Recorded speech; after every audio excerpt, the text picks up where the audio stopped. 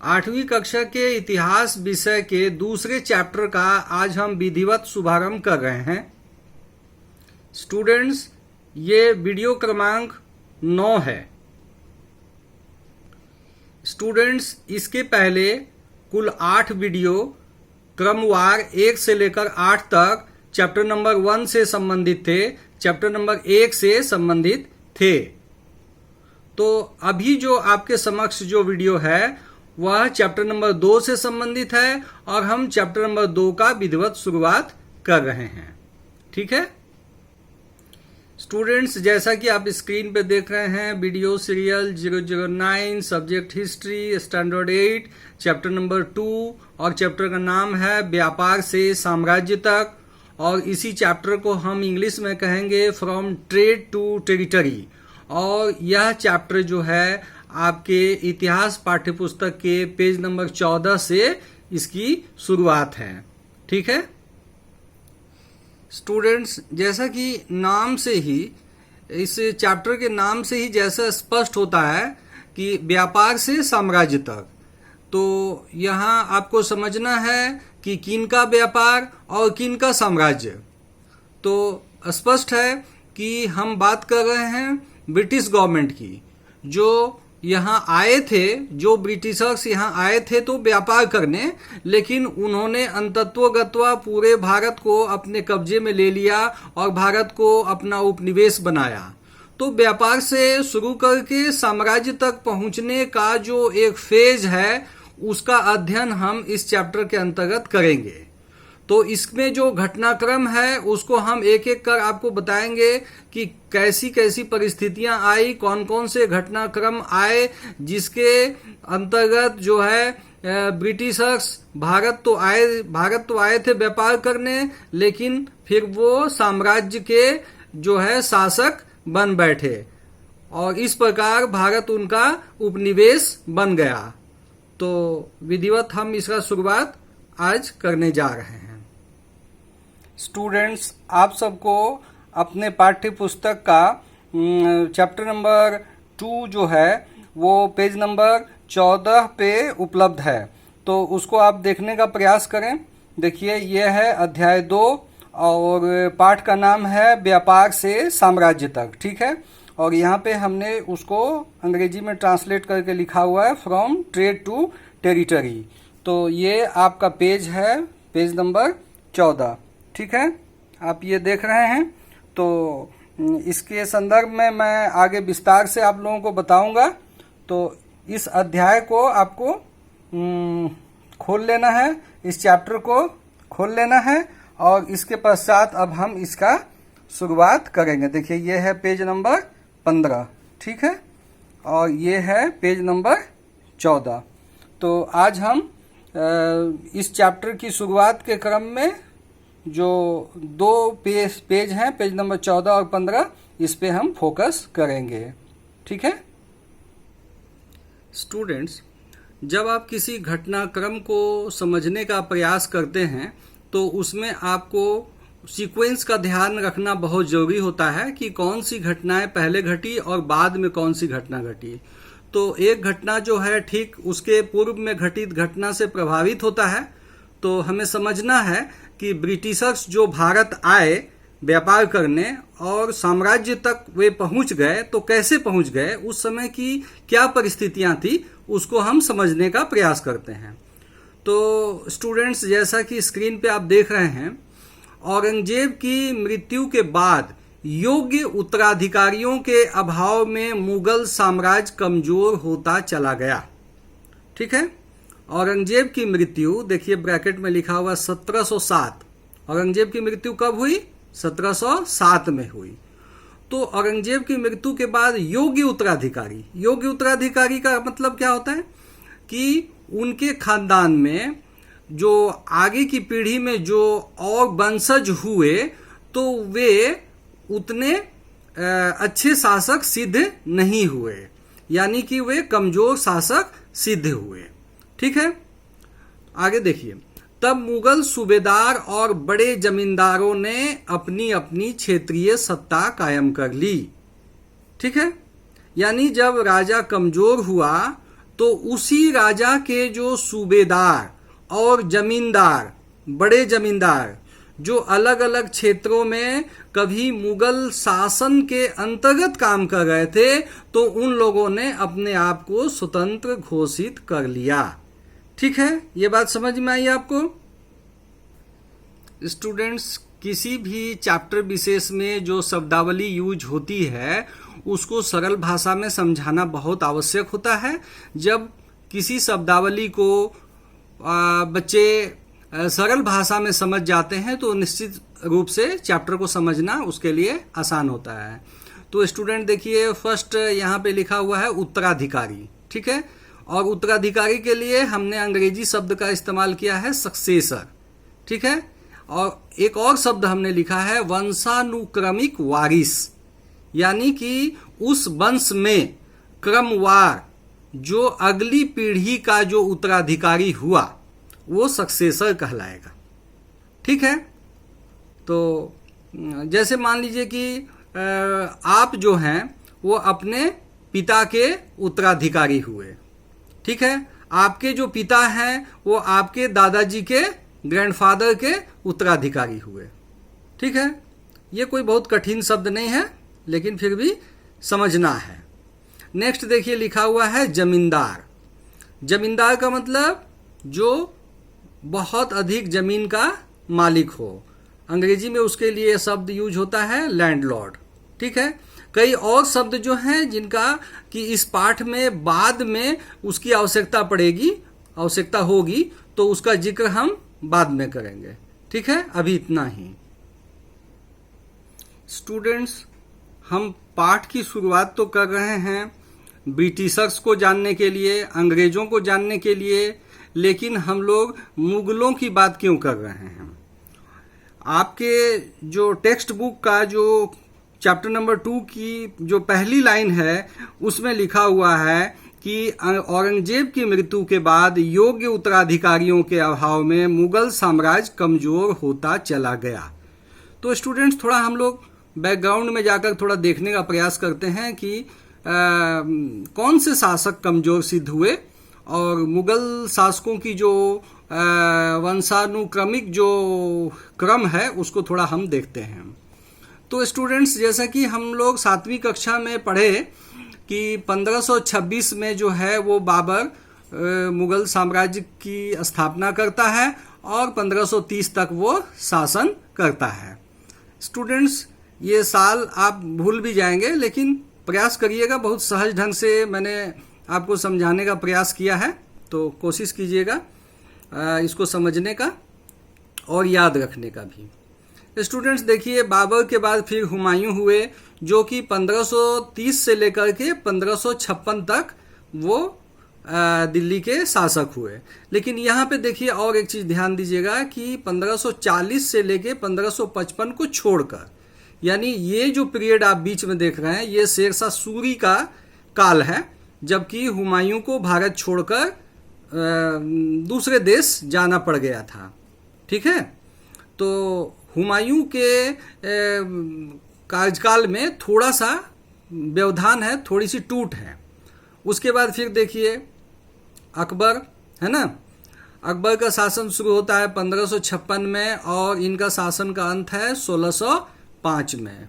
ठीक है, उसके बाद जहांगीर, जिनको कि हम लोग शहजादा सलीम भी कहते हैं, उनका शासन शुरू होता है 1605 से लेके 1627 तक, और उसके बाद फिर 1627 से 1657 तक शाहजहां का काल, और आप जानते हैं कि शाहजहां ने ही ताजमहल बनवाया। ठीक है, तो ये जितने आप शासक देख रहे हैं, बाबर, हुमायूं, अकबर, जहांगीर, शाहजहां, औरंगजेब, ये जो है मुगल जो राजे थे, मुगल जो शासक थे, तो इन लोगों का ये सबसे अच्छे शासक ये लोग माने गए हैं, और इनके शासनकाल में मुगल शासन जो है वो भारत में काफी मजबूत था। ठीक है, और औरंगजेब का शासन देखिए, इनकी समाप्ति हुई है 3 मार्च 1707 को औरंगजेब की मृत्यु के साथ। ठीक है स्टूडेंट्स, देखिए उसके आगे औरंगजेब के बाद के मुगल शासक, यानी कि 1707 में औरंगजेब की मृत्यु के बाद भी मुगल शासन का अंत नहीं हो गया था। मुगल शासन चल रहा था, लेकिन उनकी जो है वो सत्ता कमजोर हो गई थी, उनकी पकड़ कमजोर हो गई थी। तो बाद में कौन कौन राजे हुए देखिए, इसको मैं थोड़ा फटाफट पढ़ता हूँ। बहादुर शाह प्रथम, जी हाँ, बहादुर शाह प्रथम। मैं इस पे थोड़ा सा इसको जोर से इसलिए बोल रहा हूँ क्योंकि बहादुर शाह द्वितीय भी आएंगे, देखिएगा, ठीक है। उसके बाद देखिए जहांदार शाह 1712 से 13, रफीउद दरजात 1719, रफीउद्दौला 1719, मोहम्मद शाह 1719 से 1748, अहमद शाह 1748 से 1754, आलमगीर द्वितीय 1754 से 58, शाह आलम द्वितीय 1759 से 1806, अकबर द्वितीय, देखिए वो पहले वाले अकबर नहीं, हुमायूं का जो पुत्र था अकबर वो नहीं, ये है अकबर द्वितीय 1806 से 1837, और उसके बाद देखिए बहादुर शाह द्वितीय 1837 से 1857।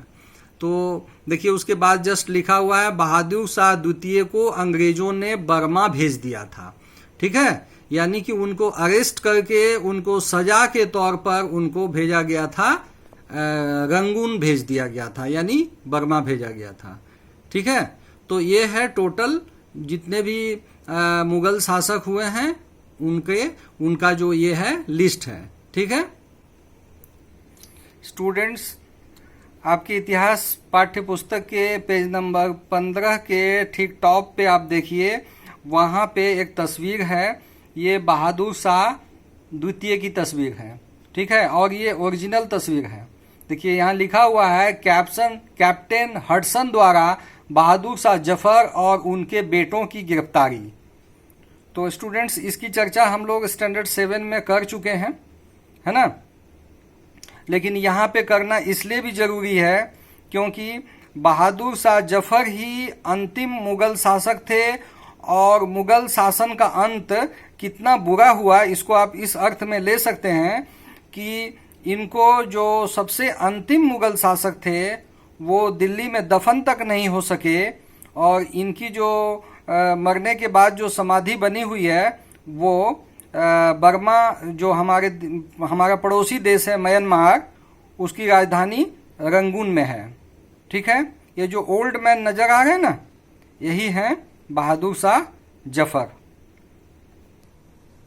स्टूडेंट्स, जब कोई राजा कमजोर होता है तो निश्चित रूप से उसी राजा के जो सिपह सलार होते हैं, जो सूबेदार होते हैं, ठीक है, जो नवाब होते हैं, वे अपने आप को स्वतंत्र शासक घोषित कर लेते हैं। तो ठीक ऐसा ही हुआ था मुगलों से टूटकर बने क्षेत्रीय शासक, ठीक है। अवध, जिसको अब आज हम लखनऊ कहते हैं, वहां पे 1722 में सादत खां जो हैं, इन्होंने वहां की सत्ता की बागडोर संभाल ली और अपने आप को एक स्वतंत्र शासक घोषित कर दिया, ठीक है। आप थोड़ा ध्यान देंगे कि 1707 में औरंगजेब की मृत्यु होती है और 1722 में सादत खां अपने आप को अवध का नवाब घोषित करते हैं। उसी तरह से बंगाल में 1717 में मुर्शीद कुली खां, हैदराबाद में 1724 में चिलगीज खां, कर्नाटक यानी मैसूर में सादुतुल्ला खां 1710 में। तो इस घटनाक्रम को समझने का प्रयास कीजिए।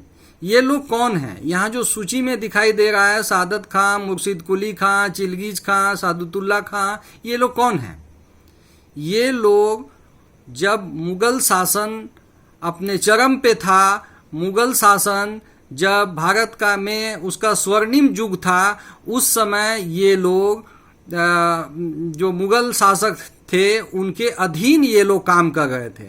लेकिन जैसे ही मुगल सत्ता कमजोर हुई, दिल्ली का शासन कमजोर हुआ, तो इन लोगों ने अपने आप को स्वतंत्र शासक घोषित कर लिया। ठीक है, इतनी बात समझ में आ गई होगी। स्टूडेंट्स, एक बात जानने का प्रयास कीजिए कि जब परिवार टूट जाता है तो कमजोर हो जाता है। ठीक है, कोई भी परिवार जब टूट जाता है तो वो कमजोर हो जाता है ना। तो ठीक उसी प्रकार जब मुगल सत्ता कमजोर हो गई और ये शासक जो हैं अलग अलग अपने आप को स्वतंत्र घोषित कर लिए, तो इनको बाद में अंग्रेजों के द्वारा या तो युद्ध लड़ना पड़ा या तो अधीनता स्वीकारनी पड़ी। कहने का मतलब ये है कि जब अंग्रेज भारत में साम्राज्य स्थापित करने लगे तो उस समय ये जो नवाब हैं या शासक हैं, इन लोगों को अंग्रेजों ने जीता और इनके राज्य को ब्रिटिश राज्य में मिलाया। ठीक है, इसका मतलब ये हुआ कि यदि मुगल सत्ता कमजोर नहीं होती तो अंग्रेजों को भारत में पांव जमाने का मौका नहीं मिलता। ठीक है स्टूडेंट्स, चलिए अब हम आगे जानने का प्रयास करते हैं कि जो विदेशी कंपनियां या यूरोपीय कंपनियां भारत में आई तो कब आई और उनके आने का क्रम क्या था। ठीक है, तो आप देखिए स्क्रीन पे पुर्तगाली कब आए? 1498 में। डच यानी जो यूरोप में एक देश है हॉलैंड, है ना, जिसको हम लोग नीदरलैंड भी कहते हैं, तो नीदरलैंड के निवासियों को डच कहा जाता है। ये कब आए? 1595 में आए। ठीक है, ये वास्तव में ज़्यादा तो भारत नहीं आए, ये इनका मैक्सिमम प्रभाव जो है इंडोनेशिया मलेशिया की ओर था, लेकिन तब भी ये भारत आए थे। ठीक है, और उसके बाद देखिए अंग्रेज कब आए? 1600 में। और उसके बाद फ्रांसीसी कब आए? 1664 में। कालक्रम को समझने का प्रयास कीजिए। सबसे शुरुआत में कौन आए हैं? पुर्तगाली आए हैं। ठीक है, तो ये 1498 में। आपको इसके पहले भी मैं बता चुका हूं कि वास्को डी गामा 1498 में भारत आए थे। और कहाँ आए थे? वो कालीकट में आए थे। ठीक है, कालीकट कहाँ है? केरल में है ना। देखिए पाठ के अंतर्गत महत्वपूर्ण शब्दावलियों के सरलीकरण के क्रम में जैसे उत्तराधिकारी और जमींदार की बात मैंने बता दी थी। नेक्स्ट देखिए है पुर्तगाली। ठीक है, पुर्तगाली मतलब जो पुर्तगाल देश का निवासी है उसे हम कहेंगे पुर्तगाली। ठीक है, जैसे भारत देश का रहने वाला भारतीय, है ना, अमेरिका का रहने वाला अमेरिकन, फ्रांस का रहने वाला फ्रेंच, है ना, उसी तरह से पुर्तगाल का रहने वाला पुर्तगाली।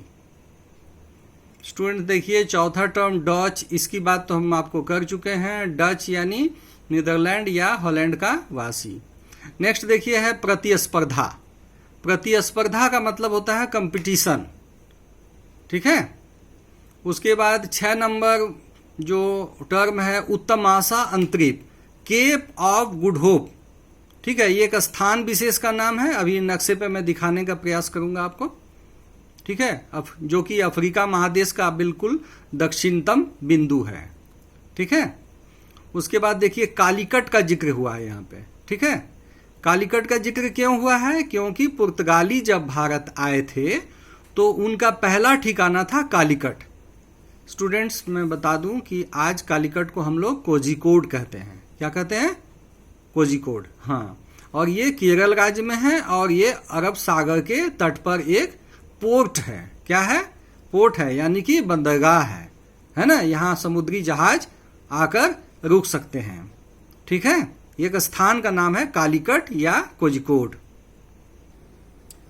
स्टूडेंट्स आपके समक्ष जो मैप है वो यूरोप का मैप है। ठीक है, और यूरोप के मैप में देखिए बिल्कुल पश्चिमी किनारे पे देखिए ये है, ये देखिए ये देखिए ये है पुर्तगाल। ठीक है, ये क्या है? देखिए लिखा है ना PORTUGL, पुर्तगाल। इसकी राजधानी है लिस्बन। ठीक है, ये पुर्तगाली यहीं से भारत आए थे। ठीक है, उसके बगल में देखिए ये स्पेन है, ये है फ्रांस। ठीक है, और फ्रांस के बगल में देखिए ये बेल्जियम, और अभी अभी हमने जो डच आपको बताया देखिए ये है नीदरलैंड। ठीक है, ये नीदरलैंड, ये ग्रीन छोटा सा जो दिखाई दे रहा देश।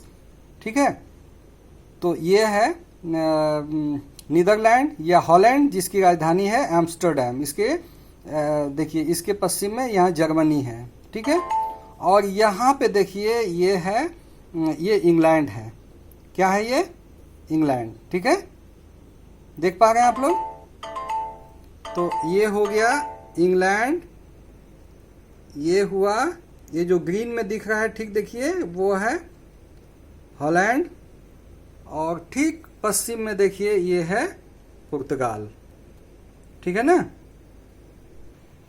स्टूडेंट्स, अब आप स्क्रीन पे देखिए, इंग्लैंड की महारानी एलिजाबेथ प्रथम के समय में इंग्लैंड के कुछ व्यापारियों ने मिलकर एक व्यापारिक कंपनी, देखिए ब्रैकेट में लिखा हुआ ट्रेडिंग कंपनी, ठीक है, समझाता हूं ट्रेडिंग कंपनी क्या होती है। इंग्लैंड की महारानी एलिजाबेथ प्रथम के समय में इंग्लैंड के कुछ व्यापारियों ने मिलकर एक व्यापारिक कंपनी यानी ट्रेडिंग कंपनी की स्थापना की। इस कंपनी का नाम the governor and company of merchants trading into the east India company, ऐसा उस कंपनी का नाम रखा गया था। ठीक है, तो स्टूडेंट्स जानिए कि ट्रेडिंग कंपनी क्या होती है। तो ट्रेडिंग कंपनी वो कंपनी होती है जो व्यापार करती है, सामानों को खरीदने और बेचने का काम करती है। एक और दूसरे तरह की भी कंपनी होती है जिसको हम लोग कहते हैं मैन्युफैक्चरिंग कंपनी, जो सामानों को बनाती है, जो उत्पादन करती है, फैक्ट्री में उत्पादन करती है, तो उसको हम लोग कहेंगे मैन्युफैक्चरिंग कंपनी। लेकिन इसको हम लोग क्या कहेंगे, व्यापारिक कंपनी, यानी सामान को खरीदना और उसको बेचना। तो ईस्ट इंडिया कंपनी किस तरह की कंपनी थी, सामानों को खरीदने और बेचने वाली कंपनी।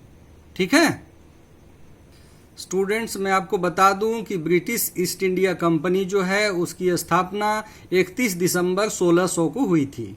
ठीक है, और इस कंपनी का पूरा नाम था the governor and company of merchants trading into the east India Company. ठीक है, काफी लंबा नाम था। स्टूडेंट्स, मैं आपको बता दूं कि महारानी एलिजाबेथ का नाम आप अभी भी सुनते हैं, और अभी अभी जैसा मैंने बताया कि एलिजाबेथ के ज़माने में, महारानी एलिजाबेथ के ज़माने में ब्रिटिश ईस्ट इंडिया कंपनी की स्थापना हुई थी।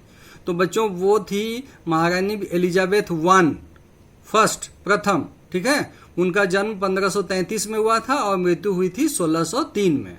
और अभी जो महारानी एलिजाबेथ हैं उनका जन्म 1926 में हुआ और वो अभी हैं, जीवित हैं। ठीक है स्टूडेंट्स, ध्यान से देखिए, ये जो तस्वीर है वो महारानी एलिजाबेथ प्रथम का है। ठीक है, इनका जन्म है 1533 और मृत्यु है 1603। ठीक है, और स्टूडेंट्स अब जो आप तस्वीर देख रहे हैं वो महारानी एलिजाबेथ द्वितीय का है, यानी कि एलिजाबेथ 2। ठीक है, ये आज भी हैं और ब्रिटेन की महारानी हैं। ठीक है, तो चलिए स्टूडेंट्स अभी फिर चैप्टर नंबर 2 के पेज नंबर 14 पे आप आ जाइए। देखिए, औरंगजेब की मृत्यु के बाद योग्य उत्तराधिकारियों के अभाव में मुगल साम्राज्य कमजोर होता चला गया। मुगल सूबेदार और बड़े जमींदारों ने अपनी अपनी क्षेत्रीय सत्ता कायम कर ली। तो किन लोगों ने सत्ता कायम की वो तो मैं आपको बता चुका हूँ। ठीक है, पुर्तगालियों व डचों के बाद अंग्रेज व्यापारियों और कंपनी के रूप में भारत आए थे। देखिए यहाँ साफ लिखा हुआ है, चीज़ों को ध्यान से पढ़ना चाहिए। पहले कौन आए, पुर्तगाली आए, फिर कौन आए, डच आए, और तब आए अंग्रेज। ठीक है, व्यापार में प्रभुत्व जमाने के लिए अंग्रेजों को पुर्तगालियों एवं डचों से संघर्ष करना पड़ा। ठीक है, तो जो पहले आए थे उनसे संघर्ष करना पड़ा। पहले कौन आए थे, पुर्तगाली आए थे और डच आए थे, और संघर्ष किसको करना पड़ा, अंग्रेजों को करना पड़ा। इस संघर्ष में अंततः अंग्रेजों की जीत हुई और यहाँ के व्यापार एवं राजनीति पर उनका एक छत्र अधिकार कायम हो गया। तो एक दिन में हो गया क्या, नहीं, ऐसा होने में भी सैकड़ों वर्ष लगे। ठीक है, अंग्रेज एक व्यापारी कंपनी से इतने विशाल साम्राज्य के शासक कैसे बने, इस अध्याय में हम यह जानने का प्रयास करेंगे। ठीक है स्टूडेंट्स, आगे देखिए, ईस्ट इंडिया कंपनी का आगमन।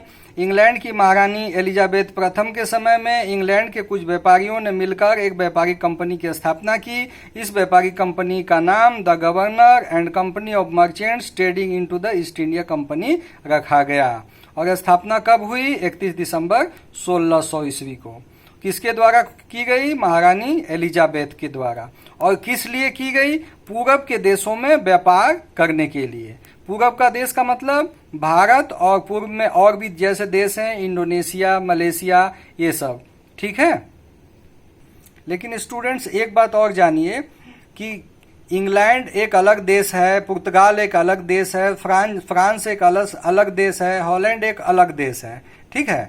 तो मान लीजिए कि महारानी एलिजाबेथ के द्वारा एक फरमान जारी किया गया कि ईस्ट इंडिया कंपनी भारत में व्यापार करेगी, तो क्या उस फरमान को फ्रेंच कंपनी मानेगी या डच कंपनी मानेगी या तो पुर्तगाली मानेंगे?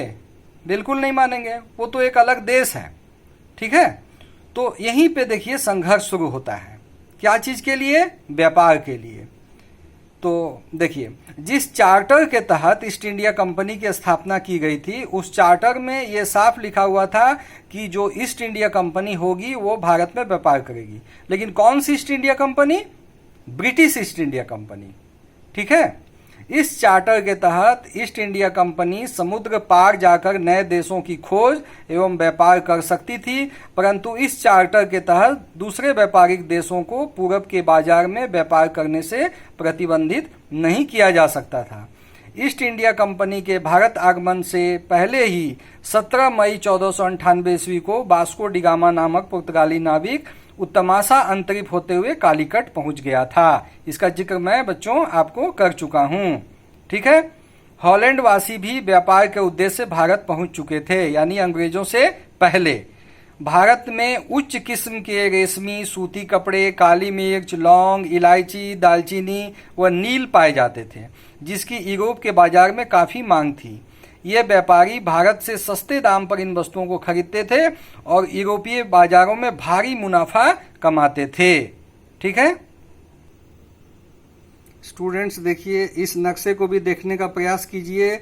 इसमें देखिए आपके बाएं हाथ के सबसे ऊपर देखिए इंग्लैंड वहां पे है, और ये व्यापारिक मार्ग है, समुद्री मार्ग है। ठीक है। और यहाँ पे देखिए ये इंग्लैंड है। ठीक है। और इसके बाद आपका ये देखिए यहाँ सबसे नीचे केप ऑफ गुड होप लिखा हुआ है। ठीक है। इसी को हम लोग हिंदी में कहते हैं उत्तमासा अंतरिप। ठीक है। इसी रास्ते से होकर अंग्रेज जो है भारत आए, और इसी रास्ते से वास्को डी गामा भी भारत आए थे। कब? 1498 में। ठीक है। इतनी बात समझ में आई? इस नक्शे में आपको भारत दिखाई दे रहा है। देखिए ये है भारत। ठीक है। तो काफी कठिन यात्रा करके उनको भारत आना पड़ता था। ठीक है। स्टूडेंट्स अब आप पेज नंबर 16 पे आ जाइए। देखिए, वास्को डी गामा भी जब भारत से वापस गया तो अपने साथ मसाले लेकर गया था। वास्को डी गामा ने इन मसालों को बेचकर अपनी समुद्री यात्रा के खर्च का वहन करते हुए भारी मुनाफा भी कमाया था।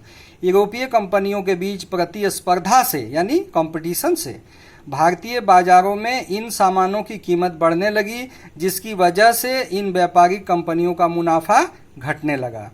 यह परिस्थिति यूरोपीय कंपनियों के लिए नुकसानदायक साबित होने लगी।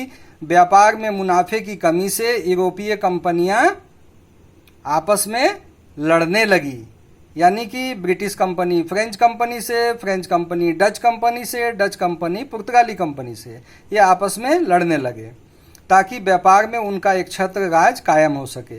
यूरोपीय कंपनियां अपने अपने व्यापारिक बस्तियों की किलेबंदी करने लगी, जिस कारण स्थानीय शासकों से उन्हें उलझना पड़ा। व्यापार के साथ साथ इन यूरोपीय कंपनियों को राजनीति में भी हस्तक्षेप करना पड़ा, ताकि राजनीतिक रूप से मजबूत व व्यापार में एकाधिकार स्थापित कर भारी मुनाफा कमाया जा सके। ठीक है बच्चों, तो हम लोग कोशिश करते हैं कि आज हम यहीं पे इस चैप्टर का अंत तो नहीं हो रहा है, हम इस चैप्टर के इस पार्ट का यहाँ पे अंत कर रहे हैं।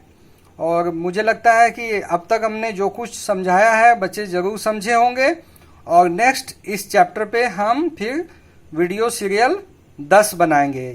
ये जो वीडियो सीरियल नंबर 9 है, इसके बाद 10 नंबर हम लोग बनाएंगे। ठीक है स्टूडेंट्स, एक बात जो मैं बार बार दोहराता हूँ, उस बात को आपको याद रखना है कि जब कभी भी आप इस वीडियो के माध्यम से या मेरे सीरीज के किसी भी वीडियो के माध्यम से आप पढ़ाई कर रहे होते हैं तो टेक्स्ट बुक जरूर सामने रखें, और टेक्स्ट बुक सामने रखकर आप वीडियो और टेक्स्ट बुक दोनों को एक साथ रखते हुए आप अध्ययन करें।